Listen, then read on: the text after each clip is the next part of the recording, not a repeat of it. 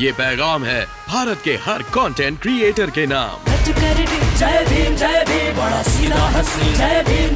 तैयार हो जाइए to unleash yourself. Jai Bhim app available on the Play Store and Apple App store.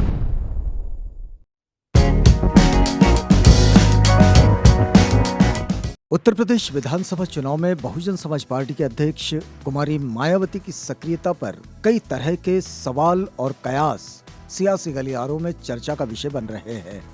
कई लोग कहने लगे हैं कि मायावती ये आखिरी चुनाव लड़ रही है, लेकिन क्या वाकई ऐसा है? क्या मायावती इतनी कमजोर हो गई है कि अपनी हार खुद स्वीकार कर चुकी है और चुनाव में रुचि नहीं ले रही है? क्या दलित वोट मायावती से इस बार छिटक रहा है?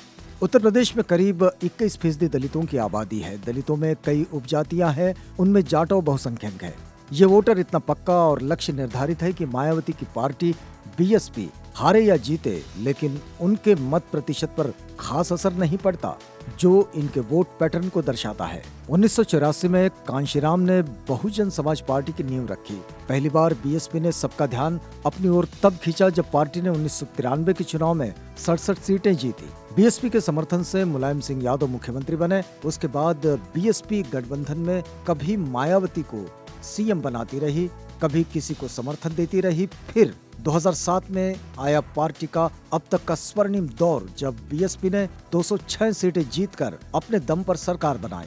उसके बाद से बीएसपी चुनाव दर चुनाव कमजोर पड़ती चली गई। 2007 में पूर्ण बहुमत पाने के बाद बीएसपी लगातार नीचे जाती दिखी है, लेकिन बसपा का मत प्रतिशत देखिए। 1993 में जिस साल पार्टी चर्चा में आई, तब उसे 11.12% वोट मिले थे। 1996 के चुनाव में बीएसपी को 19.64% वोट मिले। 2002 में बीएसपी को 23.06% वोट मिले।